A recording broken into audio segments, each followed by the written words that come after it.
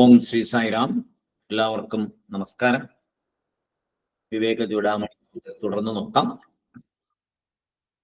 സദാശിവസമാരംഭാം ശങ്കരാചാര്യമധ്യമാം അസ്മദാചാര്യപര്യന്താം വന്ദേ ഗുരുപരമ്പരാം.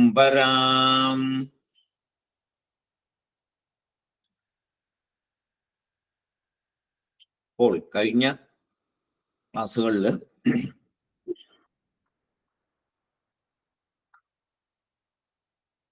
എന്താണ് അനാത്മ എന്നുള്ളൊരു ചോദ്യത്തിന്റെ മറുപടി ആയിട്ടാണ് വന്നത്.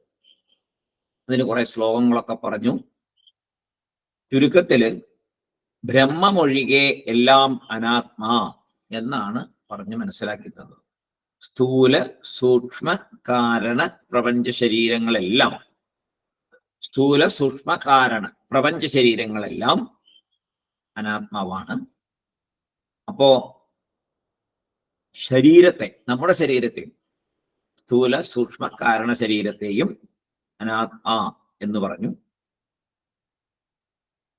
ഇന്ന് ലോകത്തിന്റെ കൂടുതൽ വിശദമായിട്ടുള്ള ഭാഗം പിന്നീട് ശങ്കരാചാര്യസ്വാമികൾ പറയുന്നുണ്ട്.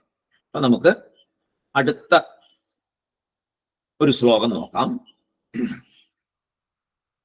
അധതേ സംപ്രവിക്ഷ്യാമി അധതേ സംപ്രവക്ഷ്യാമി സ്വരൂപം പരമാത്മനഃ യദ്വിജ്ഞായ നരോ ബന്ധാൻ മുക്തഃ കൈവല്യമശ്നുതേ. അധതേ സംപ്രവക്ഷ്യാമി സ്വരൂപം പരമാത്മനഃ യദ്വിജ്ഞായ നരോ ബന്ധാൻ മുക്തഃ കൈവല്യമശ്നുതേ. ഇത് ഈ ശ്ലോകത്തിന്റെ സാരം ആറാമത്തെ ചോദ്യമായിട്ട് ബന്ധപ്പെട്ടതാണ്. എന്താണ് ആറാമത്തെ ചോദ്യം? പരമ ആത്മാ കഹ. പരമ ആത്മാ കഹ. പരമാത്മാ എന്നാൽ എന്ത് എന്നൊരു ചോദ്യം ആറാമത്തെ ചോദ്യമായിട്ട് ചോദിച്ചു. ഈ ശ്ലോകം അതിനുള്ള മറുപടിയായിട്ട് വരുന്നു. ആത്മാ എന്നാൽ എന്ത് എന്നുള്ളതിന് ആദ്യത്തെ വരിയില് പരമാത്മാ എന്നതിന് മറുപടി പറയുകയാണ് ആചാര്യസ്വാമികൾ. പരമാത്മാ എന്നതിനുള്ള മറുപടി ആദ്യത്തെ വരിയിൽ തന്നെ പറയുന്നു. എന്താണ് അഥ? അതിനുശേഷം എന്ന് പറഞ്ഞാൽ നേരത്തെ പറഞ്ഞ അനാത്മ തത്വത്തിന് ശേഷം എന്നർത്ഥം. അഥ എന്ന് പറയുമ്പോൾ ഇവിടെ അധതേ സംപ്രവക്ഷ്യാമി, സംപ്രവക്ഷ്യാമി സ്വരൂപം പരമാത്മനഃ. അഥ അതായത് നേരത്തെ പറഞ്ഞ അനാത്മതത്വത്തിന് ശേഷം തേ താങ്കൾക്ക്, തേ എന്ന് പറഞ്ഞാൽ ഇവിടെ താങ്കൾക്ക്, പരമാത്മനഃ പരമാത്മാവിന്റെ സ്വരൂപം എന്ന് പറഞ്ഞ സ്വരൂപം തന്നെ, യഥാർത്ഥമായ സ്വരൂപം, പരമാത്മനഃ സ്വരൂപം പരമാത്മാവിന്റെ സ്വരൂപത്തെ സംപ്രവക്ഷ്യാമി തെളിവായി വ്യക്തമായി വളരെ ക്ലിയർ ആയിട്ട് വ്യക്തമായിട്ട്, പ്രവക്ഷ്യാമി എന്ന് പറഞ്ഞാൽ വ്യക്തമായിട്ട് പറഞ്ഞു തരാൻ പോകുന്നു എന്നാണ് ഇവിടെ പറയുന്നത്. പരമാത്മാവിന്റെ അതിനുശേഷം താങ്കൾക്ക് പരമാത്മാവിന്റെ തത്വത്തെ വ്യക്തമായി പറഞ്ഞു തരാൻ പോകുന്നു എന്ന് പറഞ്ഞു. പരമാത്മാവിനെ അറിഞ്ഞ് എന്താ പ്രയോജനം? പരമാത്മാവിനെ അറിഞ്ഞ് എന്ത് പ്രയോജനം? നേരത്തെ ഗുരു പറഞ്ഞത് നമുക്ക് അറിയാവുന്നത് തന്നെ പിന്നീട് വിശദീകരിച്ചു. നേരത്തെ എന്താ ചെയ്തേ? നമുക്കറിയാവുന്ന കുറെ കാര്യങ്ങളെ വിശദീകരിച്ചു. ഇനി പറയാൻ പോകുന്നത് നമുക്ക് അറിയാത്ത വിഷയങ്ങളാണ്. നേരത്തെ ഉള്ളതൊക്കെ നമുക്കറിയാം, പക്ഷെ കറക്റ്റായിട്ട് അറിയത്തില്ലായിരുന്നു. അതിനെ കുറച്ചുകൂടെ വിശദമായിട്ട് സ്ഥൂല സൂക്ഷ്മ ശരീരങ്ങളെയൊക്കെ വളരെ വളരെ വിശദമായിട്ട് പറഞ്ഞു തന്നു. ഇനി പറയുന്നത് നമുക്കറിയാത്ത പരമാത്മ വിഷയം എന്ന് പറയാൻ നമുക്കറിയില്ല ശരിക്കും പറയാം. അപ്പൊ അതിനെ ഞാൻ പറഞ്ഞു തരാം എന്നാണ് പറയുന്നത്. അതുകൊണ്ട് എന്ത് വേണം? അറിയാത്ത ഒരു കാര്യം കേൾക്കുമ്പോൾ എങ്ങനെയായിരിക്കണം നമ്മൾ? അറിയുന്നൊരു കാര്യം കേൾക്കുമ്പോൾ കുറച്ച് ശ്രദ്ധ മതി, ബാക്കി നമുക്ക് അതിൽ നിന്ന് ഗ്രഹിക്കാം. അറിയാത്തൊരു കാര്യത്തെക്കുറിച്ച് പറയുമ്പോൾ പൂർണ്ണ ശ്രദ്ധയോടെ കേൾക്കണം. ശ്രദ്ധയോടെ കേട്ടാലേ അറിയാത്തൊരു കാര്യത്തെ വിശദീകരിക്കുമ്പോൾ നമുക്ക് മനസ്സിലാവുകയുള്ളൂ. എന്താ വെച്ചാൽ ഇടയ്ക്ക് എവിടെയെങ്കിലും ശ്രദ്ധ മാറിയാൽ അതിന്റെ കണ്ടിന്യൂറ്റി നഷ്ടപ്പെടും. അപ്പൊ നമുക്കത് കണക്ട് ചെയ്ത് മനസ്സിലാക്കാൻ പറ്റില്ല. അറിയാത്ത കാര്യങ്ങളെ ആരാ പറഞ്ഞു തരിക? അറിയാത്ത കാര്യങ്ങളെ പറഞ്ഞു തരുന്നതാണ് ശാസ്ത്രം. അറിയാത്ത കാര്യങ്ങളെ പറഞ്ഞു തരുന്നത് ശാസ്ത്രം. അപ്പൊ ആ ശാസ്ത്രം കേൾക്കുമ്പോൾ, ശാസ്ത്രം പഠിക്കുമ്പോൾ ശ്രദ്ധയോടെ പഠിക്കണം. ശ്രദ്ധ എന്ന് പറഞ്ഞാൽ എന്താണ്? ഗുരുവിലും ശാസ്ത്രത്തിലുമുള്ള, വേദത്തിലും ഗുരുവിലുമുള്ള വിശ്വാസമാണ് ശ്രദ്ധ. ആ വിശ്വാസത്തോടു കൂടി കേട്ടാലേ ഇത് മനസ്സിലാവും. വിശ്വാസമില്ലാത്ത ഒരാൾ ഇതൊന്നും കേട്ടാൽ അയാൾക്കൊന്നും മനസ്സിലാവില്ല. വിശ്വാസമുള്ള ഒരാൾക്ക് അതിൽ നിന്ന് മനനം ചെയ്ത് മനസ്സിലാക്കാൻ ധാരാളം ഉണ്ടാകും, മനസ്സിലാകും. രണ്ടാമതായിട്ട്, ഈ കാര്യങ്ങൾ അറിഞ്ഞാൽ എന്തെങ്കിലും പ്രയോജനം വേണം. ഒരു പ്രയോജനമില്ലാതെ എന്തെങ്കിലും കാര്യങ്ങൾ ആരെങ്കിലും അറിയുമോ? ഇല്ല. അപ്പൊ ആചാര്യർ പറയുന്നു, പരമാത്മ വിഷയത്തെ പറയാം, അത് അറിയുന്നതിനാൽ നിനക്ക് പ്രയോജനം ഉണ്ട് എന്നിവിടെ ആചാര്യസ്വാമികൾ പറയുന്നു. ഞാൻ പരമാത്മ വിഷയത്തെ പറഞ്ഞു തരാം, അതറിഞ്ഞാൽ നിനക്ക് പ്രയോജനം ഉണ്ട്. ഇതാണ് നമ്മൾ ഇപ്പൊ സ്വീകരിക്കേണ്ടതായ ഏറ്റവും വലിയ ഉപദേശം. നമ്മൾ എന്തിനാ ഇതൊക്കെ കേൾക്കാനിരിക്കുന്നേ? നമുക്ക് എന്തെങ്കിലും പ്രയോജനം ഉണ്ടോ? ശങ്കരാചാര്യ സ്വാമികള് ഈ വിവേക ചൂടാമണിയില് വ്യക്തമായിട്ട് പറഞ്ഞിരിക്കുന്നു, പരമാത്മതത്വം, ആത്മതത്വം, വേദാന്തം മനസ്സിലാക്കിയാൽ മനുഷ്യ ജീവിതത്തിന് പ്രയോജനം ഉണ്ട് എന്ന് പറഞ്ഞിരിക്കുന്നു. നമുക്ക് എത്രയോ ജന്മങ്ങളിലെ ഭാഗ്യം കൊണ്ട് ലഭിച്ചിരിക്കുന്ന ഈ മനുഷ്യജന്മം വിവേകത്തോടുകൂടി പ്രവർത്തിക്കാൻ സാധിക്കുന്ന, ബുദ്ധിശക്തിയും പ്രയോഗിക്കാൻ സാധിക്കുന്ന, എവിടെ വിവേകം വയ്ക്കുന്നു അവിടെ ബുദ്ധി പ്രയോഗിക്കാൻ സാധിക്കുന്ന, അപ്പൊ മറ്റുള്ള ജീവികൾക്കും ബുദ്ധി ഉണ്ടല്ലെന്ന് പറയാൻ പറ്റില്ല. ഇപ്പൊ ഓരോ മൃഗങ്ങളും ഇര പിടിക്കുമ്പോൾ അവരുടെ ബുദ്ധി ഉപയോഗിച്ചാണ് ഇര പിടിക്കുന്നത്. പക്ഷെ അതിൽ മാത്രമേ അവർക്ക് ബുദ്ധിയുള്ളൂ, വേറെ കാര്യങ്ങളിലൊന്നും അവർക്ക് ബുദ്ധിയില്ല. പക്ഷെ മനുഷ്യൻ അങ്ങനെയല്ല. എല്ലാ കാര്യങ്ങളിലും മനുഷ്യന്റെ ബുദ്ധിയെ പ്രയോഗിക്കാനുള്ള കഴിവ് ഈശ്വരൻ തന്നിട്ടുണ്ട്. ഭക്ഷണത്തിന് ഇര പിടിക്കാൻ മാത്രമല്ലല്ലോ മനുഷ്യന് സാധിക്കുന്നത്, എന്തിനു വേണമെങ്കിൽ സാധിക്കും ബുദ്ധി പ്രയോഗിക്കാൻ. പക്ഷെ അവിടെ വിവേകത്തോടു കൂടിയുള്ള ബുദ്ധി ആയിരിക്കണം എന്നാണ് ശാസ്ത്രം പറയുന്നത്. വിവേകപരമായി ചിന്തിക്കണം. അങ്ങനെ ചിന്തിച്ച് വരുമ്പോൾ ഇവിടെ ഉള്ള കാര്യങ്ങളൊന്നും, ഒരു ദുഃഖം വന്നാൽ അതും നിലനിൽക്കില്ല, നശിച്ചു പോകും. ഒരു സുഖം വന്നാൽ അതും നിലനിൽക്കില്ല, അതും നശിച്ചു പോകും. ഇവിടെ പ്രപഞ്ചത്തിൽ വരുന്നതെല്ലാം നാശമുള്ളതാണ്. നാശമില്ലാത്തൊരവസ്ഥയുണ്ട്. അതാണ് സച്ചിത് ആനന്ദം എന്ന് പറയുന്ന പരമാത്മ സ്വരൂപത്തിലേക്കുള്ള നമ്മുടെ യാത്ര. അവിടെ ചെല്ലുമ്പോൾ നമ്മൾ സ്വയം ഞാൻ ആര് എന്ന് മനസ്സിലാകുമ്പോൾ, അങ്ങനെ സ്വയം ആര് എന്ന് ചിന്തിക്കാനുള്ള കഴിവ് മനുഷ്യന് മാത്രമേ ഈശ്വരൻ നൽകിയിട്ടുള്ളൂ. അതുകൊണ്ട് തന്നെയാണ് മനുഷ്യന് മാത്രമേ മോക്ഷപ്രാപ്തി കിട്ടുകയുള്ളൂ എന്ന് പറയുന്നു. കാരണം സ്വയം ഞാൻ എന്ന് അറിഞ്ഞ് അതിൽ നിന്ന് അജ്ഞാനത്തെ മാറ്റി ജ്ഞാന സമ്പാദനം നടത്തണം. ഇപ്പൊ നമ്മൾ സിനിമയിലും പല കഥകളിലൊക്കെ കാണാം, ഈശ്വരൻ മോക്ഷം കൊടുത്തു എന്ന് പറഞ്ഞു. പക്ഷെ അതിൻ്റെയൊക്കെ ആന്തരാർത്ഥം ശരിക്കും മനസ്സിലാക്കണം. അത്രമാത്രം ക്ലിയർ ആയിരുന്നു അവരുടെ ജീവിതം എന്നുള്ളതാണ്. അല്ലാതെ അങ്ങനെ അങ്ങോട്ട് മോക്ഷം കൊടുക്കുക, അങ്ങനെ കൊടുക്കില്ല. അങ്ങനെ മോക്ഷം കൊടുക്കുന്ന പരിപാടിയില്ല. മോക്ഷം അവനവൻ സമ്പാദിക്കുന്നതാണ്. അവനവൻ എങ്ങനെ സമ്പാദിക്കും? ഞാൻ സ്വയം ഈശ്വരനാണെന്ന് തിരിച്ചറിയും.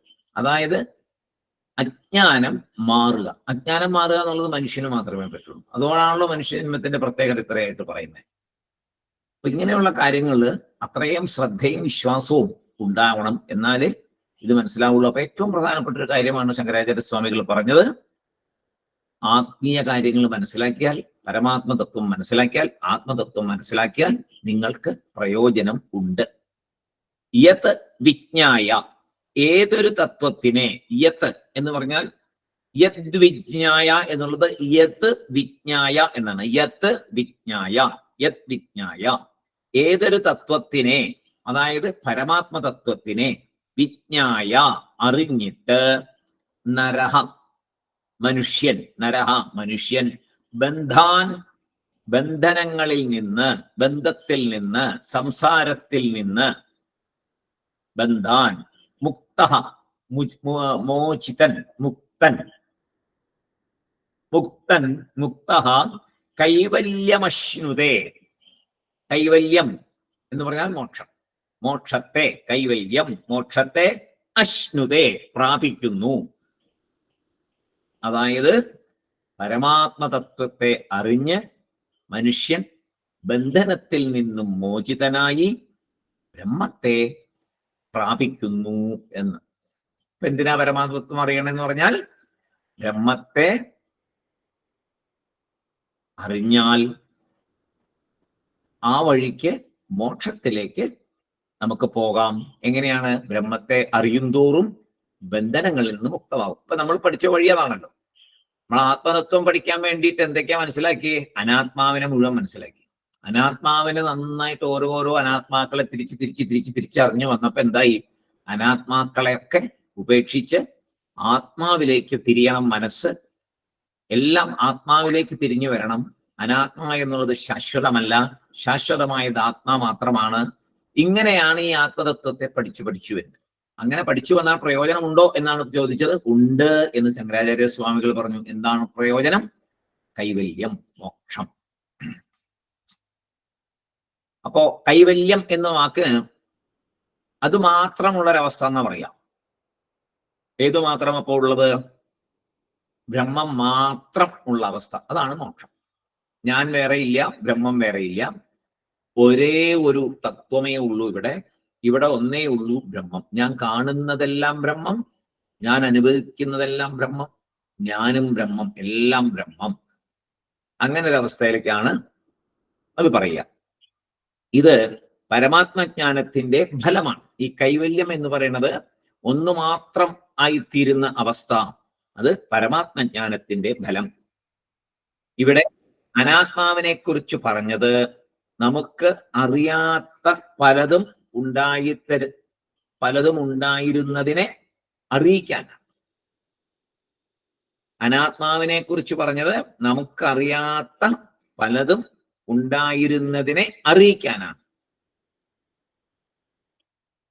അപ്പൊ നേരത്തെ പറഞ്ഞതെല്ലാം ഈ പരമാത്മജ്ഞാനം നേടാനായിട്ടാണ്. ഏറ്റവും പ്രധാന അറിവാണ് പരമാത്മജ്ഞാനം. അറിവുകളിൽ ഏറ്റവും മേലെ ഏതറിവാണ് എന്ന് ചോദിച്ചാൽ പരമാത്മതത്വം.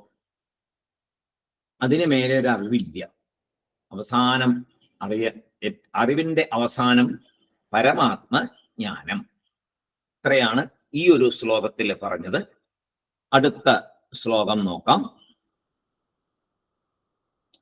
അസ്തി കശ്ചിത് സ്വയം നിത്യം അഹം പ്രത്യയലംബനഃ അവസ്ഥാത്രയ സാക്ഷി സൻ പഞ്ചകോശ വിലക്ഷണഃ.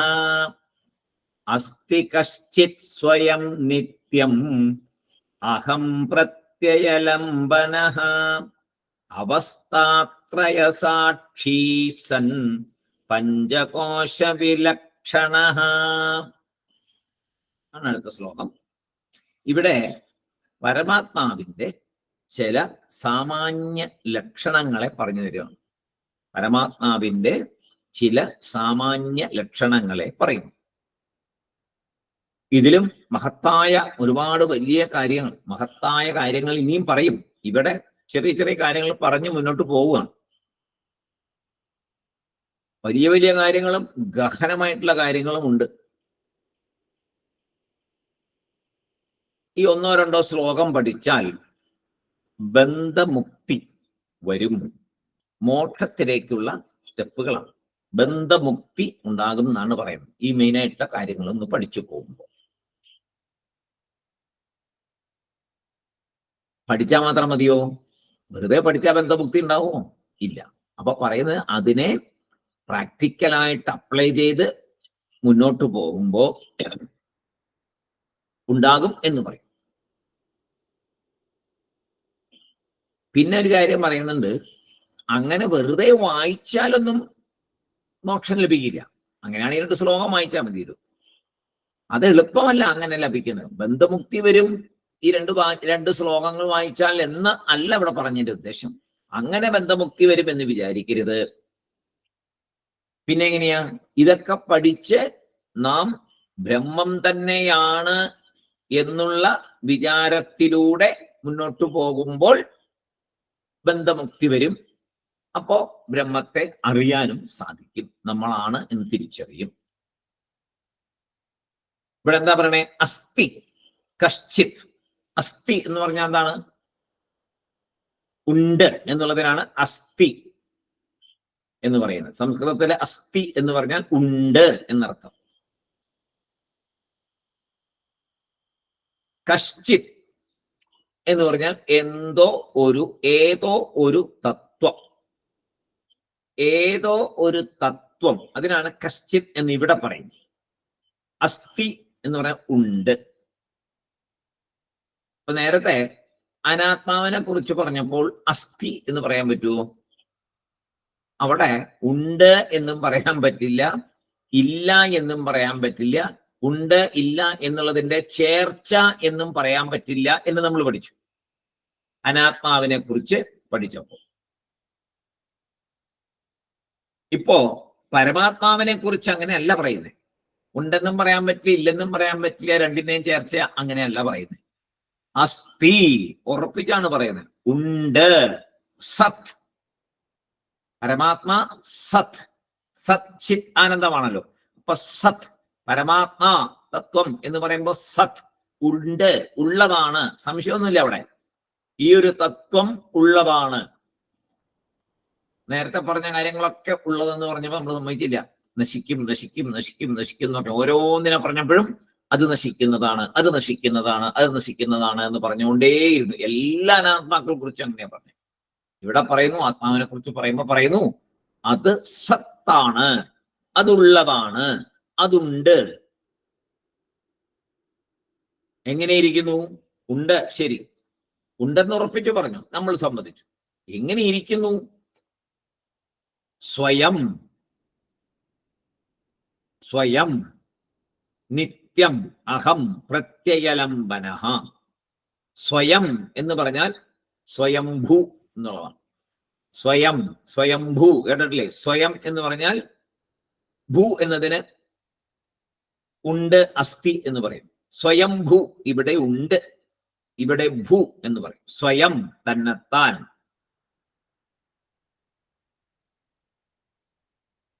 അതും അസ്ഥി എന്നുള്ളതിന്റെ അർത്ഥം തന്നെയാണ്. സ്വയംഭൂ എന്ന് പറഞ്ഞാൽ ഇവിടെ ഉണ്ട് എന്നാണ് അതിന്റെ അർത്ഥം. അപ്പോ അതിനും അസ്ഥി എന്ന് തന്നെയാണ് അർത്ഥം. അതായത് ആരും നിർമ്മിച്ചതല്ല, ഉണ്ടാക്കിയതല്ല. അതാണ് സ്വയംഭൂ. അതിനാണ് ഇവിടെ സ്വയം എന്ന് പറഞ്ഞ സ്വയംഭൂ എന്നാണ് അതുകൊണ്ട് ഉദ്ദേശിക്കുന്നത്. ആരും ഉണ്ടാക്കിയതല്ല, ഈ സ്വയംഭൂവാണ്, ആരും ഉണ്ടാക്കിയതല്ല, എവിടെ നിന്നും പിറന്നതുമല്ല. ആർക്കെങ്കിലും ജനിച്ചതാണോ? അതും അല്ല. ഈ ഒരു വാക്കിൽ ഇതെല്ലാം വരും. സ്വയം എന്നുള്ളത് ഇവിടെ സ്വയംഭൂവാണ്. ആ സ്വയംഭൂ എന്ന് പറയുമ്പോൾ ആരും ഉണ്ടാക്കിയതല്ല, എവിടെ നിന്നും പിറന്നതും അല്ല. തൻ്റെ നിലനിൽപ്പ് സ്വതന്ത്രമായിരിക്കും. തൻ്റെ നിലനിൽപ്പ് സ്വതന്ത്രമായിരിക്കുന്നതാണ് സ്വയംഭൂ. സ്വതന്ത്രമായ നിലനിൽപ്പ്. ആർക്കും അച്ഛൻ എന്ന് അവകാശപ്പെടാൻ പറ്റില്ല, അമ്മ എന്ന് അവകാശപ്പെടാൻ പറ്റില്ല, ഞാൻ ഉണ്ടാക്കിയതാണ് എന്നും ഒരാൾക്ക് അവകാശപ്പെടാൻ പറ്റില്ല. സ്വയം നിലനിൽക്കുന്നതാണ്, സ്വയം സ്വാതന്ത്ര്യത്തോടു കൂടെ ഇരിക്കുന്നതാണ്. ആ സ്വാതന്ത്ര്യത്തില് ആർക്കും കൈകടത്താൻ പറ്റില്ല. തന്റെ നിലനിൽപ്പ് സ്വതന്ത്രമാണ്, ആർക്കും ആൻസറബിൾ അല്ല, ആരുടെയും അടിമയല്ല, ആരുടെയും നിർദ്ദേശങ്ങൾ അനുസരിക്കാൻ ബാധ്യതപ്പെട്ട ആളല്ല. അതാണ് ആ സ്വയംഭൂ എന്നുള്ളതിന്റെ ഇവിടത്തെ അർത്ഥം. വളരെ വ്യക്തമായിട്ട് പറയുന്നത്. പരമാത്മാ ആർക്കും അടിമയല്ല. പരമാത്മാവാണ് എല്ലാം തീരുമാനിക്കുന്നത്. ആരാലും ചോദ്യം ചെയ്യപ്പെടാൻ പറ്റാത്ത ശക്തിയാണ് പരമാത്മ.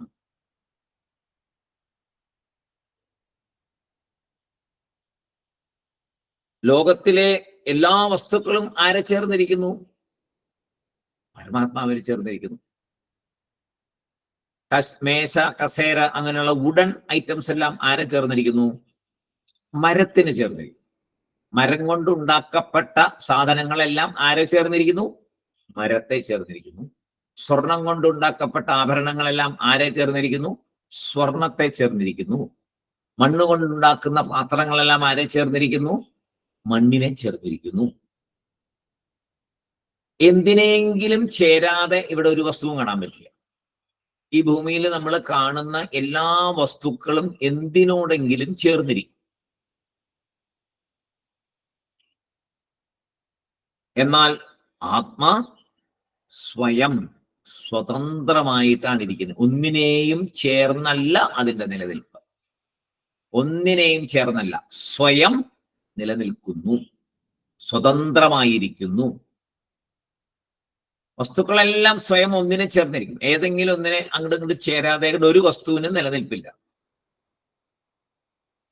പിന്നെ ചിലത് അവനവന്റെ എക്സിസ്റ്റൻസിനെ കാണിക്കണമെങ്കിൽ വേറൊന്നുമായിട്ട് ചേർന്നിരിക്കണം. അവനവന്റെ എക്സിസ്റ്റൻസിനെ കാണിക്കണമെങ്കിൽ വേറൊന്നുമായിട്ട് ചേർന്നിരിക്കണം.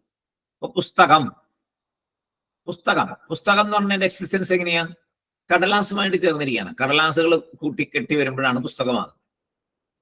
ഒറ്റയ്ക്കൊറ്റയ്ക്കാണെങ്കിൽ കടലാസാണ്. അതിനെ ഒരു ചേർച്ചയിൽ കൊണ്ടുവരുമ്പോൾ അത് പുസ്തകമായി. ഇങ്ങനെ നമ്മൾ നോക്കുകയാണെങ്കിൽ ഒരുപാട് എല്ലാ വസ്തുക്കളും തന്നെ ചേർച്ച വേറൊരു വസ്തുവുമായിട്ട് ചേർന്നിരിക്കുന്നതായിട്ട് കാണാം.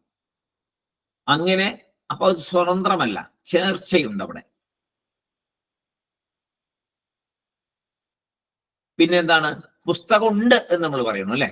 പുസ്തകമുണ്ട്, അല്ലെങ്കിൽ ഇവിടെ ഈ മേശയുണ്ട്, ഈ കസേരയുണ്ട്, ഈ തെങ്ങുണ്ട്, ഈ ചെടികളുണ്ട്, ഈ അതൊക്കെ ഉണ്ട് എന്ന് പറയാൻ എപ്പോഴാണ് നമുക്ക് സാധിക്കുന്നത്? ഇരുട്ടത്താണോ വെളിച്ചത്താണോ? വെളിച്ചത്തിലാണ് നമുക്ക് ഇതൊക്കെ ഉണ്ടെന്ന് പറയാൻ പറ്റുന്നത് അല്ലേ? എല്ലാ വസ്തുക്കളും ഉണ്ട് എന്ന് പറയാൻ പറ്റുന്നത് വെളിച്ചത്തിൽ. അപ്പോ വെളിച്ചവും ആയിട്ട് ചേർന്നിരിക്കുന്നു അല്ലേ? വെളിച്ചം അതായത് പ്രകാശത്തെ ചേർന്നിരിക്കുന്നു.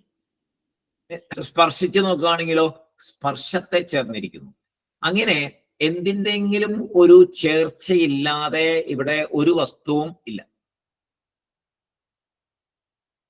കാരണം ഇരുട്ടില് പുസ്തകത്തിന് അതിൻ്റെ സ്വയം ഉള്ള ആ ഇരിപ്പ്, ആ എക്സിസ്റ്റൻസിനെ വെളിപ്പെടുത്താൻ പറ്റുമോ?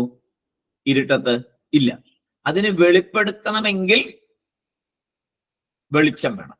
ഇനി വെളിച്ചമുണ്ട്, നമുക്ക് കണ്ണ് കാഴ്ചയില്ലെങ്കിൽ അത് വെളിപ്പെടുവോ? ഇല്ല. പുസ്തകമുണ്ട്, വെളിച്ചമുണ്ട്, നമുക്ക് കാഴ്ച ശക്തിയും കൂടെ ഉണ്ടെങ്കിലേ നമുക്കിത് കാണാൻ പറ്റുള്ളൂ. അപ്പൊ എന്തെല്ലാം കാര്യങ്ങളെ ആശ്രയിച്ചാണ് ഒരു വസ്തു ഇരിക്കുന്നത്? ഒരുപാട് കാര്യങ്ങളെ ആശ്രയിച്ചിരിക്കുന്നു. അപ്പോ നമ്മുടെ അറിവിനെ ചേർന്നിരിക്കുന്നു അല്ലെ? പുസ്തകം എന്നുള്ളൊരു അറിവ് അതിനെയും ചേർന്നിരിക്കുന്നു. ഇതിനെ സംസ്കൃതത്തില് സ്ഫുരണം എന്നാണ് പറയുക. ഇങ്ങനെ ഒരു അറിവിനെ ചേർന്നിരിക്കുന്നതിന് സ്ഫുരണം എന്ന് പറയും. അതായത് പണ്ടൊരു ഇതുണ്ടല്ലോ, ഒരു കുട്ടികൾക്ക് പഠിക്കുന്ന അഖിലാണ്ട മണ്ഡലം അണിയിച്ചൊരുക്കി അതിനുള്ളിൽ ആനന്ദ ദീപം കൊളുത്തി പരമാണു പൊരുളിയിലും സ്ഫുരണമായി മിന്നും ഇല്ലേ? അങ്ങനെ ഒരു വാക്ക്, പരമാണു പൊരുളിയിലും സ്ഫുരണമായി മിന്നും. അതാണ് സ്ഫുരണം, എക്സിസ്റ്റൻസ്. ഒരു വസ്തുവിന്റെ ഇരിപ്പ്, ഒരു വസ്തു ഉണ്ട് എന്നുള്ളത്, അതാണ് സ്ഫുരണം. ആ ഇരിപ്പിനെ വെളിപ്പെടുത്തൽ, സത്ത എന്ന് വേണമെങ്കിൽ പറയാം. സത്ത എന്നാ പറയാ അതിന്റെ വാക്ക്, സത്ത. ഒരു വസ്തുവിന്റെ സത്ത, ആ വസ്തുവിന്റെ ഇരിപ്പ്, അതിനെ സ്ഫുരണം എന്ന് പറയും. ഒരു വസ്തുവും സ്ഫുരണം, ആ ഒരു വസ്തുവിന്റെ സ്ഫുരണത്തെ സാധാരണ നമ്മൾ കാണുന്ന ഒരു വസ്തുവും സ്വതന്ത്രമായിട്ട് കാണിക്കില്ല. സ്വതന്ത്രമായിട്ട് നമുക്ക് മുമ്പിലുള്ള ഒരു വസ്തുവും സ്വതന്ത്രമായിട്ട് സ്ഫുരണം കാണിക്കത്തില്ല. ഇപ്പോ സൂര്യൻ സ്വയം പ്രകാശിക്കുന്നു, വെളിപ്പെടുത്തുന്നു വസ്തുക്കളെ എന്ന് പറയാമെങ്കിലും നമ്മുടെ കണ്ണ് അത് കാണുന്നില്ലെങ്കിൽ അതെങ്ങനെ വെളിപ്പെടും? വെളിപ്പെടില്ല. അപ്പോ അനാത്മാക്കളൊന്നും സ്വതന്ത്രമായി സ്ഫുരണം ഉള്ളവയല്ല. അനാത്മാക്കളൊന്നും സ്വയം സ്വതന്ത്രമായി സ്ഫുരണമുള്ളവയല്ല. ഒരു വസ്തുവിന്റെ സത്ത, ഒരു വസ്തുവിന്റെ സ്ഫുരണം, അതിന്റെ ഇരിപ്പ്, വെളിപ്പെടൽ മറ്റൊന്നിനെ ആശ്രയിച്ചിരിക്കുന്നു. എന്നാൽ ഇപ്പോൾ നമ്മൾ ചിന്തിച്ചു കൊണ്ടിരിക്കുന്ന പരമാത്മ സ്വയം അസ്ഥി ആണ്. സ്വയം അസ്ഥി ആണ്. ഒന്നിനെയും ആശ്രയിച്ചല്ല പരമാത്മ ഇരിക്കുന്നത്. വെളിപ്പെടുന്നതും ഒന്നിനെയും ആശ്രയിച്ചല്ല. മനസ്സുകൊണ്ടല്ലേ ആത്മാവിനെ അറിയുന്നത് എന്നാണെങ്കിൽ, അപ്പൊ പറയുമല്ലോ വെളിപ്പെടുന്ന മനസ്സിൽ കൂടെയാണ്. മനസ്സുകൊണ്ടാണ് ആത്മാവിനെ അറിയുന്നത് എന്നാണെങ്കിൽ മനസ്സിനെ പ്രകാശിപ്പിക്കുന്നതാര്? ആത്മ. നേരത്തെ നമ്മൾ പഠിച്ചു, മനസ്സിനെ പ്രകാശിപ്പിക്കുന്നത് ആത്മ. അത് കൂടുതൽ ഡീറ്റെയിൽഡ് ആയിട്ട് ഇനി വിശദമായിട്ട് ഇനിയും പഠിക്കും. നമ്മൾ പരോപനിഷത്തിൽ അത് പഠിച്ചു, ഇനിയും നമ്മളതിനെ വിശദമായിട്ട് പഠിക്കും. അപ്പോ സ്വയം അസ്ഥി എന്നാൽ താൻ സ്വതന്ത്രൻ, ഒന്നിനെയും ആശ്രയിക്കുന്നില്ല, പിറന്നതല്ല, സ്വതന്ത്രമായി വെളിപ്പെട്ടത്, സ്വയം ജ്ഞാതി എന്ന് പറയും. ഈ സ്വയം പ്രകാശ ആത്മ എത്ര കാലമുണ്ടാകും? അതും ഇവിടെ പറയുന്നു. സ്വയം എന്ന് പറഞ്ഞ വാക്ക് കഴിഞ്ഞ ഉടനെ അസ്ഥി കശ്ചിത് സ്വയം നിത്യം. ഈ സ്വയമസ്ഥിയായിട്ടുള്ള, സ്വയം ഉണ്ട് എന്നുള്ള ആ വസ്തു, സ്വതന്ത്രനായ ആ വസ്തു, ആ പരമാത്മ നിത്യം, എക്കാലവും നിത്യമസ്തി, എല്ലാ കാലത്തും ഉണ്ട്. സ്വയമസ്തി, നിത്യമസ്തി. അത് തന്നെ എന്റെ കാര്യം. സ്വയമസ്തി, സ്വയമുണ്ട്, നിത്യമസ്തി, എന്നുമുണ്ട്. ഇങ്ങനെയുള്ള ആ ഒന്നിനെ പ്രാപിക്കണം, നേടണം എന്ന ആഗ്രഹം നമുക്ക് വരണം. അതാണ് ഈ പറഞ്ഞതിന്റെ കാര്യം. അങ്ങനെയുള്ള ഒന്നിനെ, നശിക്കുന്നതിനെ നേടിയിട്ട് എന്ത് ചെയ്യാനാണ്? ഒന്നും നേടില്ല. അപ്പോ ഇങ്ങനെ എന്നും ഉള്ള, സ്വതന്ത്രവും എന്നുമുള്ളതുമായ ആ ഒന്നിനെ നേടണം. ആ ഒന്നാണ് പരമാത്മ, ആ ഒന്നാണ് ആത്മ. അപ്പോ നമ്മൾ എന്തിനാ നേടണ്ടേ? ആത്മാവിനെ നേടണം. ഇനി ഇതെവിടെ ഇരിക്കുന്നു? ഇതെവിടെയാണ് ഇരിക്കുന്നത്? അഹം പ്രത്യയലംബന. അഹം പ്രത്യയലംബന. അപ്പൊ ഇതിന് എവിടെ ഇരിക്കുന്നു എന്നുള്ളതിന് പണ്ടൊരു കുഞ്ഞിന്റെ ഒരു ഉദാഹരണം പറയും. ഒരു ആചാര്യര് ഒരു കുഞ്ഞിനോട് ചോദിച്ചു, ദൈവം എവിടെ ഇരിക്കുന്നു? പറഞ്ഞാൽ ഒരു സ്വീറ്റ് തരാം. ദൈവം എവിടെ ഇരിക്കുന്നു പറയാവോ? പറഞ്ഞാൽ ഒരു സ്വീറ്റ് തരാം എന്ന് പറഞ്ഞു. കുട്ടി കുറച്ചുകൂടെ നല്ല വിവരമുള്ളൊരു കുട്ടിയായിരുന്നു, ജ്ഞാനിയായിരുന്നു. കുട്ടി മറുപടി പറഞ്ഞു, ഈശ്വരൻ എവിടെ ഇല്ല എന്ന് പറഞ്ഞാൽ ഞാൻ ഗുരുനാഥന് 2 സ്വീറ്റ് തരാം. ഈശ്വരൻ എവിടെ ഇല്ല എന്ന് പറഞ്ഞാൽ ഞാൻ 2 സ്വീറ്റ് തരാം. ഗുരുനാഥൻ ചോദിച്ചത് ഈശ്വരൻ എവിടെയാണെന്ന് പറഞ്ഞാൽ 1 സ്വീറ്റ് തരാമെന്നാണ്. കുട്ടി പറഞ്ഞു, എവിടെയാണ് ഈശ്വരൻ ഇല്ലാത്തത് എന്ന് പറഞ്ഞാൽ 2 സ്വീറ്റ് തരാം. അതിന്റെ തത്വം, ഈ കാര്യം ഒരു വാക്കിൽ ചുമ്മാ ഒരു കഥ പോലെ പറയുവാണെങ്കിലും അതിന് വളരെ ആഴ്ന്ന ഒരു കാര്യമല്ല അതിനകത്ത് നടന്നത്. എവിടെയാണ് ഇല്ലാത്തത്? അതിന്റെ അർത്ഥം എന്താണ്? ഇതെല്ലാം നിലനിൽക്കുന്നത് ഈശ്വരനിലാണ്. ഉണ്ടായതെല്ലാം ഈശ്വരനിൽ നിന്നാണ്. എല്ലായിടത്തും ഉണ്ടെങ്കിൽ എനിക്ക് കാണത്തക്കവണ്ണം വേണമല്ലോ. സർവത്ര, അല്ലേ? എല്ലായിടത്തും എന്ന് പറഞ്ഞാൽ എന്താണ്? സർവത്ര. സർവത്ര ഉണ്ട് ഭഗവാനുണ്ട്. സർവത്ര, എല്ലാ സ്ഥലത്തും നിറഞ്ഞു നിൽക്കുന്നു പരമാത്മ. എവിടെയുണ്ട് ഈശ്വരൻ? അപ്പൊ നമ്മൾ ഉടനെ പറയും എല്ലായിടത്തും ഉണ്ട്, അല്ലേ? നമ്മളോട് സാധാരണ ഒരു ചോദ്യം ചോദിച്ചു കഴിഞ്ഞാൽ വലിയ പഠിത്തമൊന്നും വേണ്ട. വലിയ യോഗ്യതകളൊന്നും വേണ്ട, അല്ലാതെ തന്നെ പറയും ഈശ്വരൻ ഇവിടെ ഉണ്ട്, ഓ എല്ലായിടത്തും ഉണ്ടല്ലോ എന്ന് പറയും. ശരി, ഓക്കെ, സമ്മതിച്ചു. അപ്പൊ എല്ലായിടത്തും ഉണ്ടെങ്കിൽ എനിക്ക് കാണത്തക്കോണമായിരിക്കണ്ടേ, അല്ലാതെ ഇപ്പൊ എങ്ങനെയാ ഞാനിത് പറയുന്നത്? എല്ലായിടത്തും ഉണ്ട് പറഞ്ഞു, എല്ലായിടത്തും ഉണ്ടെങ്കിൽ എനിക്ക് കാണണ്ടേ?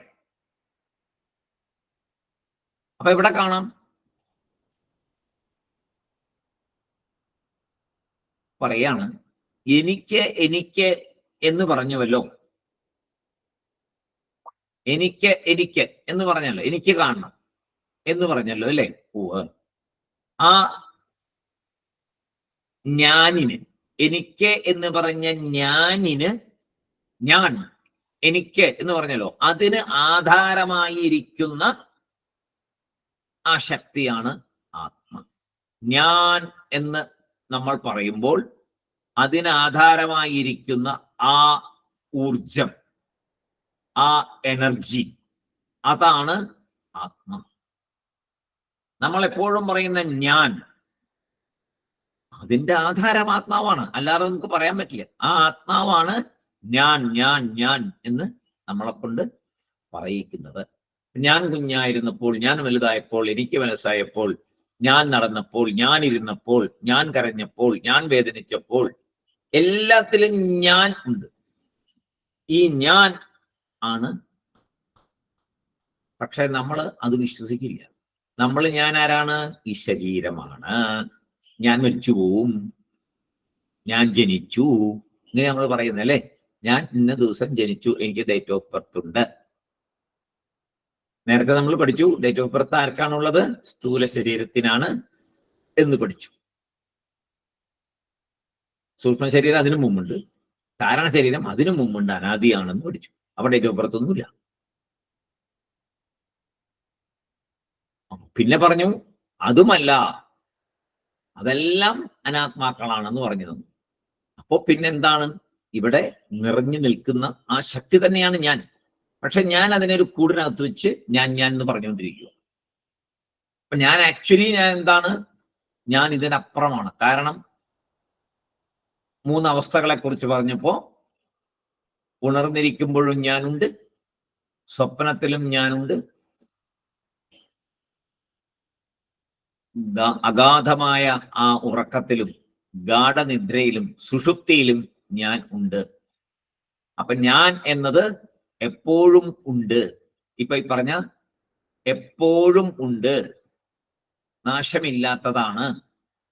ഈ 3 അവസ്ഥയിൽ ഞാനുണ്ട്. പിന്നെ ഇപ്പൊ എങ്ങനെയാ ഞാൻ ഇല്ലാണ്ടാവുക? സുഷുപ്തി പോലെ തന്നെ ഒരു അവസ്ഥയല്ലേ മരണം? ജഡമായിരിക്കുന്ന ഒരവസ്ഥയല്ലേ? തിരിച്ചു വരാത്തൊരവസ്ഥയാണ് മരണം. സുഷുപ്തി തിരിച്ചു വരുന്നൊരവസ്ഥയാണ്. അപ്പൊ ഞാൻ അവിടെ ഉണ്ട്, വേറൊരു ശരീരം എടുക്കുന്നവരെ ഞാനവിടെ. അപ്പൊ അതിന്റെയൊക്കെ കഥകൾ ഇനി പിന്നെ പറയാം, മുന്നോട്ട് പോകുമ്പോൾ വരും. അപ്പോ ഞാൻ ആണ് ആത്മാ. എനിക്ക് എനിക്ക് എന്ന് പറയുന്നത്, ആ എനിക്ക് എന്നുള്ളതിലെ ഞാൻ ആണ് ആത്മ. ഞാൻ എന്ന് പറയുന്നതിന്റെ ആധാരം അഹം, പ്രത്യയം. ഞാൻ ഞാൻ എന്ന ചിന്തയ്ക്കാണ് പ്രത്യയം എന്നിവിടെ അർത്ഥം. പ്രത്യയം എന്നിവിടെ ഇവിടത്തെ അർത്ഥം ഞാൻ ഞാൻ എന്ന ചിന്ത, അതിനെയാണ് ഇവിടെ പ്രത്യയം എന്ന് പറയുന്നത്. അഹം, ഞാൻ, അഹം പ്രത്യയം, ഞാൻ എന്ന ചിന്ത. ലംബനഃ, ആധാരമാണ്. അപ്പൊ അഹം പ്രത്യയലംബനഃ, ഞാൻ ഞാൻ എന്ന ചിന്തയ്ക്ക് ആധാരമായിരിക്കുന്നു. ഞാൻ ഞാൻ എന്ന ചിന്തയ്ക്ക് ആധാരമായിരിക്കുന്നു ആര്? ആത്മാ.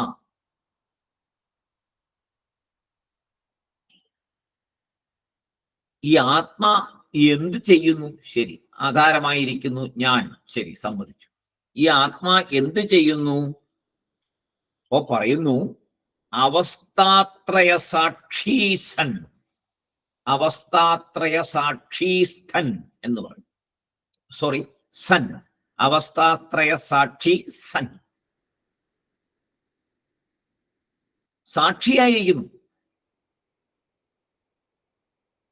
ആധാരമായിരിക്കുന്നു ആത്മാ. ഈ ആത്മാ എന്ത് ചെയ്യുന്നു? സാക്ഷിയായിരിക്കുന്നു. അത്രേ ഉള്ളൂ. നമ്മൾ വിചാരിക്കുന്ന പോലെ അല്ല. നമ്മൾ വിചാരിക്കുന്ന എല്ലാം ചെയ്യുന്ന ആത്മാവാണ്. അങ്ങനെയല്ല. ആത്മാ സാക്ഷി മാത്രമാണ്. അതാണ് പറഞ്ഞത്. മനസ്സിലാക്കാൻ ഭയങ്കര ഒത്തിരി ബുദ്ധിമുട്ടുള്ള കാര്യമാണ്. ഇത് മനസ്സിലാക്കി വരണമെങ്കിൽ നമ്മൾ ആത്മാ ചെയ്യണമെന്ന് തന്നെയാണ് കുറെ വിചാരിക്കുന്നത്. ശരീരം ചെയ്യുന്നു, ആത്മാ ചെയ്യുന്നു എന്ന് വിചാരിക്കും. ശരീരത്തെ ആത്മാ എന്ന് വിചാരിച്ചുകൊണ്ടിരിക്കുന്നു. അപ്പൊ ഇവിടെ അതെല്ലാം വളരെ ക്ലാരിഫൈ ചെയ്യാണ്. ഇവിടെ ഞാനല്ല ചെയ്യുന്നത്, ഞാൻ സാക്ഷി മാത്രമാണ് എന്ന് പറയുന്നു. പക്ഷെ നമ്മൾ സമ്മതിക്കുമോ? സമ്മതിക്കില്ല. വേദാന്തം പഠിച്ച് മുന്നോട്ട് പോയി കുറേ മനനം ചെയ്ത് മുന്നോട്ട് പോകുമ്പോൾ മാത്രമേ അത് മനസ്സിലാവൂ. അതുവരെ നമുക്ക് പഠിക്കാം. പഠിച്ച് മുന്നോട്ട് പോകുമ്പോൾ നമുക്ക് മനസ്സിലാവും. കുറെ നാൾ കഴിയുമ്പോൾ മനസ്സിലാവും. അപ്പോ അവസ്ഥാത്രയ സാക്ഷി സൻ, സാക്ഷിയായിരിക്കുന്നു പരമാത്മാ, സാക്ഷിയായിരിക്കുന്നു ആത്മാ. എവിടെയാണെന്ന് ചോദിച്ചതിന് മറുപടി പറഞ്ഞു കഴിഞ്ഞു. പുറത്തല്ല. അഹം പ്രത്യയലംബനഹ എന്ന് പറഞ്ഞു. ഞാൻ എന്ന് പറയുന്നതിന്റെ ആധാരമായിരിക്കുന്നു, സാക്ഷിയായിട്ടിരിക്കുന്നു. ഒരു വ്യവഹാരവും ചെയ്യാതെ ഇരിക്കുകയാണ്. അതാണ് സാക്ഷി. സാക്ഷിക്ക് എന്തെങ്കിലും വ്യവഹാരം ഉണ്ടോ? ഇല്ല. സാക്ഷി കാണുന്നു, അത്രേ ഉള്ളൂ. കണ്ടുകൊണ്ടിരിക്കുന്നു. അതിനകത്ത് ഇടപെടുന്നില്ല, ഒന്നും ചെയ്യുന്നില്ല. കണ്ടുകൊണ്ടിരിക്കുന്ന ഒരാൾ ഒന്നും ചെയ്യാതെ ഏതിനെയോ നോക്കിയിരിക്കുന്നു. എന്തിനെ നോക്കണേ? അപ്പോ ഒന്നും ചെയ്യാതെ എന്തിനെയോ നോക്കിയിരിക്കുന്നതാണ് സാക്ഷി. അപ്പൊ സാക്ഷി എന്തിനെയോ നോക്കിയിരിക്കുന്നത്? ഇവിടെ അവസ്ഥാത്രയ സാക്ഷിയാണ്. അവസ്ഥാത്രയങ്ങളെ നോക്കിയിരിക്കുന്നു. അതായത് നേരത്തെ പറഞ്ഞ 3 അവസ്ഥയെ നോക്കിയിരിക്കുന്നു. ജാഗ്രത്, സ്വപ്ന, സുഷുപ്തിയെയും നോക്കി ചുമ്മാ ഇരിക്കുന്നു. സാക്ഷിയായിട്ടിരിക്കുന്നു. അതിലിടപെടാതിരിക്കുന്നു. കണ്ടുകൊണ്ടിരിക്കുന്നു. ആര്? ഈ ഞാൻ എന്ന ആത്മ. നമ്മൾ പറയുന്നത് ഞാൻ ഉറങ്ങാൻ പോകണമെന്ന് പറയും, ഞാൻ ഉറങ്ങണമെന്ന് പറയല്ലേ. ഞാൻ ഉറങ്ങണമെന്ന് പറയാൻ പറ്റത്തില്ല ഒരിക്കലും. ഉറങ്ങാൻ കിടന്നു എന്ന് പറയാം, അല്ലെങ്കിൽ എണീറ്റു എന്ന് പറയാം. ഉറങ്ങുമ്പോൾ മാത്രം ഞാൻ ഉറങ്ങുന്നു എന്ന് പറയാൻ പറ്റില്ല. ഞാൻ സ്വപ്നം കാണുന്നു എന്നും പറയാൻ പറ്റില്ല. ഞാൻ ഉണർന്നിരിക്കുമ്പോൾ മാത്രമേ ഞാൻ ഉണർന്നിരിക്കുന്നു എന്ന് പറയാൻ പറ്റുള്ളൂ. അപ്പൊ ഇതൊക്കെ പറയുന്ന ഞാൻ ശരിക്കും പറഞ്ഞ സാക്ഷിയായിട്ടാണ്. സ്വപ്നത്തിലെ സാക്ഷി, ഉണർന്നിരിക്കുന്ന സമയത്തെയും സാക്ഷിയാണ്. അവിടെയാണ് നമുക്ക് മനസ്സിലാകായ. ഉണർന്നിരിക്കുന്ന സമയത്തിലെ സാക്ഷി എന്ന് മനസ്സിലാക്കാതെ കണ്ടാണ് നമ്മൾ പ്രവർത്തിക്കുന്നത്. നമ്മൾ പ്രവർത്തിക്കുന്നത് അഹങ്കാരമാണ്. അതാണ് അഹംകാരം. നമ്മൾ വിചാരിക്കുന്ന അഹങ്കാരമല്ല, ഡംബ് എന്നുള്ള അഹങ്കാരമല്ല, അന്ധക്കരണത്തിന്റെ പ്രവൃത്തി.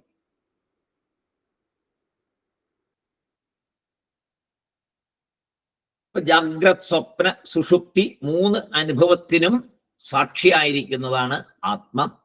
അത് ഞാൻ തന്നെയാണ്. സൻ എന്നുള്ള വാക്ക് അങ്ങനെ ഇരുന്നു കൊണ്ട്, സൻ ആ അവസ്ഥാത്രയ സാക്ഷി സൻ, അങ്ങനെ 3 അവസ്ഥകളിലും സാക്ഷിയായി ഇരുന്നു കൊണ്ട് എന്ത് ചെയ്യുന്നു? പഞ്ചകോശ വിലക്ഷണ. പഞ്ചകോശ വിലക്ഷണ. അതായത് ഈ പഞ്ചകോശം എന്നുള്ളത് നേരത്തെ തൈത്തിരീയ ഉപനിഷത്തിൽ പഠിച്ചിട്ടുണ്ട്. ഓർക്കുന്നുണ്ടോ എന്നറിയില്ല. പഞ്ചകോശങ്ങൾ അവിടെ പറഞ്ഞു. പഞ്ചപ്രാണനല്ല, പഞ്ചകോശം. അന്നമയ കോശം, പ്രാണമയ കോശം, മനോമയ കോശം, വിജ്ഞാനമയ കോശം, ആനന്ദമയ കോശം. ഇതിനെ അപ്പോ അത് പഠിച്ച സമയത്ത് നേരത്തെ പറയുകയുണ്ടായി, സ്ഥൂല സൂക്ഷ്മ കാരണ ശരീരങ്ങളെ വേറൊരു തരത്തിൽ വിഭജിച്ച് പറയുന്നതാണ് പഞ്ചകോശങ്ങൾ എന്ന്. അന്നമയം എന്ന് പറയുമ്പോൾ ആരായിരിക്കും? സ്ഥൂലവുമായിട്ട് ബന്ധപ്പെട്ടതായിരിക്കും. പ്രാണമയം എന്ന് പറയുമ്പോൾ ആരായിരിക്കും?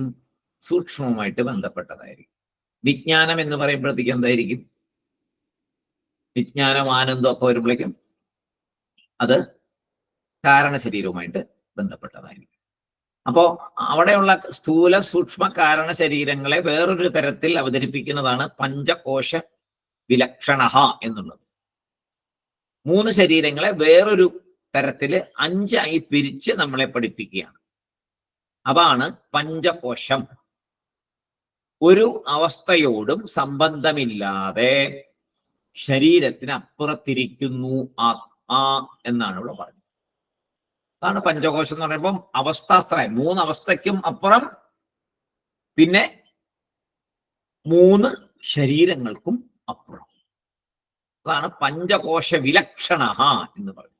പഞ്ചകോശങ്ങൾക്കും അപ്പുറം, ഒരവസ്ഥയോടും സംബന്ധമില്ലാതെ ശരീരത്തിനപ്പുറം. പഞ്ചകോശം എന്ന് പറഞ്ഞാൽ ശരീരത്തെയാണ് ഉദ്ദേശിച്ചത്. ശരീരത്തിനും അപ്പുറം, ശരീരത്തിൽ തന്നെ ഇരിക്കുന്നേ. പക്ഷേ ശരീരത്തിന് നാശമുണ്ട്, ആത്മാവിന് നാശമില്ല, നിത്യമാണ്. ഈ സാക്ഷിക്ക് നാശമില്ല, സാക്ഷി നിത്യനാണ്. അതാരാണ് നിത്യൻ? ഞാൻ തന്നെ. അവിടേക്കാണ് വരണ്ടേ. ഇത് വേറൊന്നായിട്ട് വിചാരിച്ചുകൊണ്ട് ഇങ്ങനെ പഠിച്ചോണ്ട് കാര്യമില്ല. ഇത് ഞാൻ തന്നെയാണല്ലോ എന്ന് അറിഞ്ഞുകൊണ്ട് പഠിച്ചുകൊണ്ടിരിക്കണം. ഇത് പഠിക്കുമ്പോ വലിയൊരു പ്രത്യേകതയുണ്ട്. ഈ ഭാഗങ്ങളൊക്കെ പഠിക്കുമ്പോൾ ഇത് വേറെന്തോ ആയിട്ട് പഠിക്കരുത്, അവനവനായിട്ട് വേണം ഇത് പഠിക്കാൻ. ഈ പറയുന്നതൊക്കെ ഞാനല്ലേ, ഞാനല്ലേ, ഞാനല്ലേ, അവസ്ഥാത്രയ സാക്ഷി ഞാനല്ലേ, പഞ്ചകോശത്തില് അതിനെ കണ്ടുകൊണ്ടിരിക്കുന്നത് ഞാനല്ലേ, ഞാൻ അതിനപ്പുറമല്ലേ, അന്നമയ കോശത്തിനപ്പുറമാണല്ലോ ഞാൻ, പ്രാണമയ കോശത്തിനപ്പുറമാണല്ലോ ഞാൻ. ഇങ്ങനെ ഓരോന്നിനും അപ്പുറമല്ലേ ഞാൻ, ഞാൻ, ഞാൻ, ഞാൻ എന്ന് ചിന്തിച്ച് ചിന്തിച്ചു വന്നാലേ അഹം തത്വം മനസ്സിലാവും. നേരത്തെ പറഞ്ഞ അഹം പ്രത്യയ ലംബനം മനസ്സിലാവും. ശരീരത്തിനപ്പുറം ഇരിക്കുന്നു.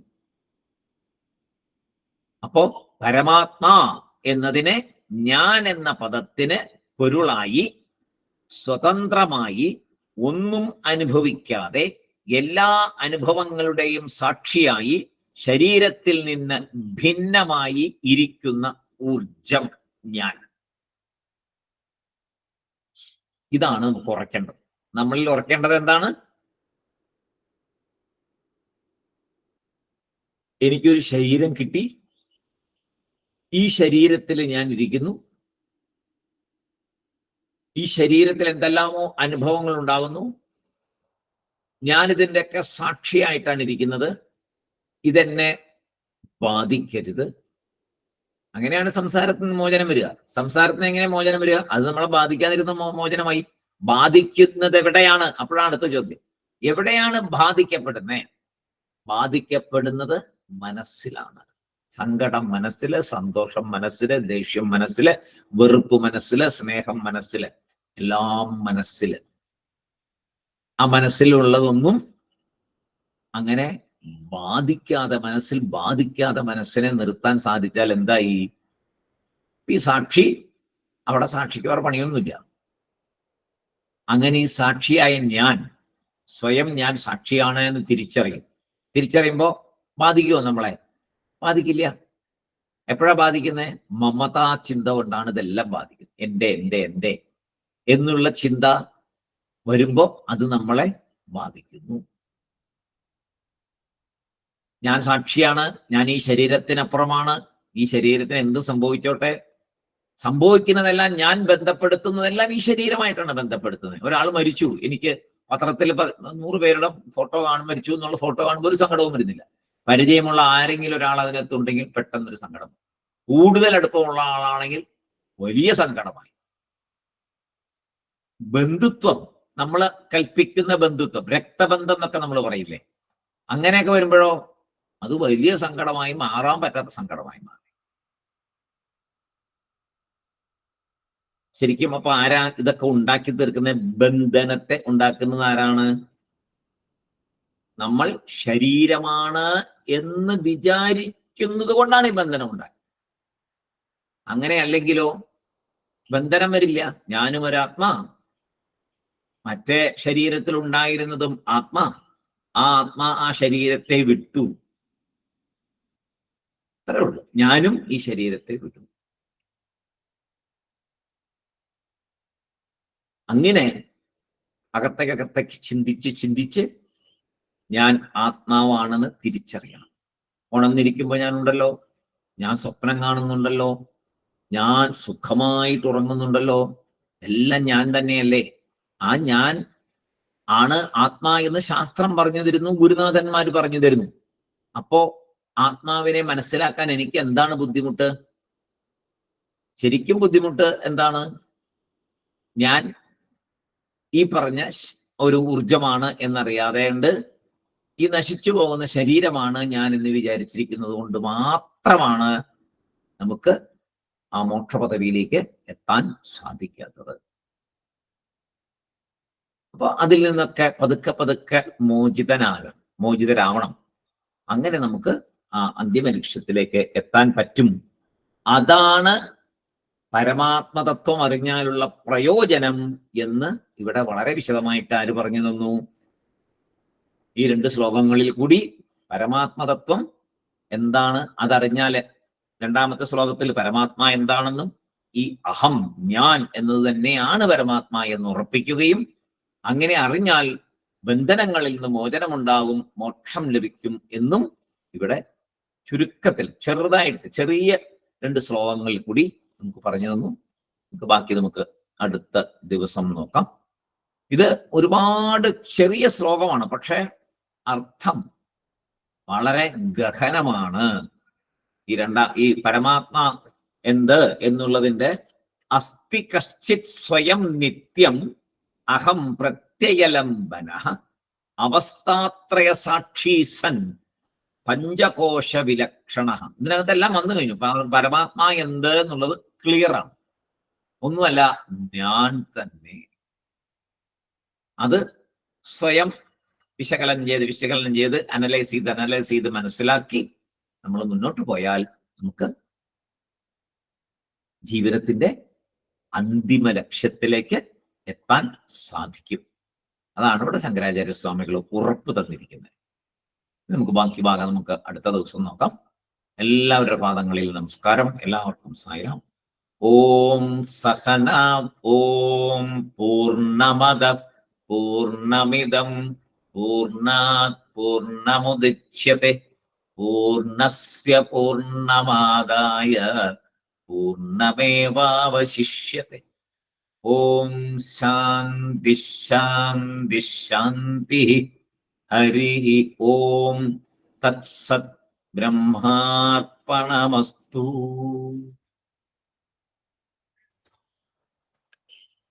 Sairam sir. Sairam. Sairam sir. Sairam. Sairam. Sairam sir. Sai Ram.